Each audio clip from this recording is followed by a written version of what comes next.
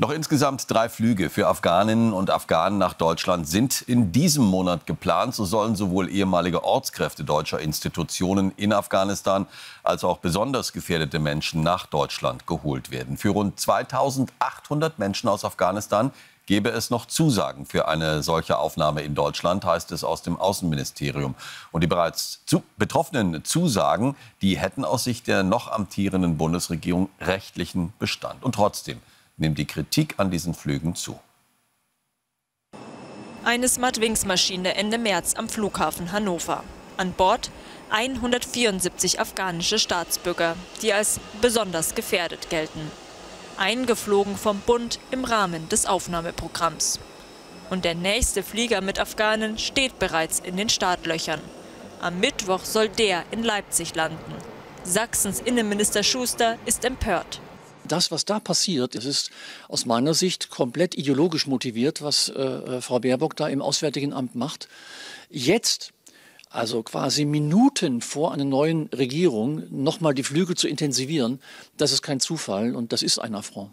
Laut Auswärtigen Amt haben noch rund 2.600 Afghanen eine verbindliche Aufnahmezusage für Deutschland, weil sie als besonders gefährdet gelten. Doch unter den 162, die am Mittwoch in Leipzig landen sollen, sind laut Bild-Zeitung gerade mal 5 Ortskräfte und ihre 19 Familienangehörigen. Wer sind also die restlichen 138 Personen? Wer einen der begehrten Plätze im Flugzeug nach Deutschland bekommt, entscheiden Nichtregierungsorganisationen. Welche? Darüber schweigt die Bundesregierung.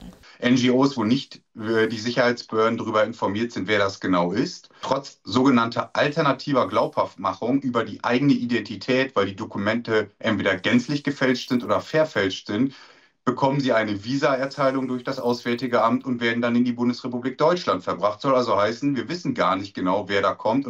Kopfschütteln auch bei Städte und Gemeinden, die, was Finanzierung und Unterbringung angeht, schon völlig überfordert sind. Wir brauchen keine Abfertigung nach dem Motto warm, satt, trocken, sondern wir müssen uns um die Menschen kümmern, die hier sind, die wir jetzt schon in Deutschland haben. Und umso mehr neue zu uns kommen in der Vielzahl, wird die Integration nicht gelingen. Im Koalitionsvertrag haben sich Union und SPD grundsätzlich auf den Stopp von Aufnahmeprogrammen geeinigt.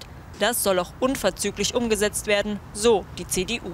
Das heißt, in dem Moment, wo die Regierung Merz steht, werden diese Flieger aus Afghanistan nicht mehr kommen, beziehungsweise sie werden aus Deutschland gehen nach Afghanistan und als erstes sollten die Straftäter dort sitzen, damit abgeschoben wird.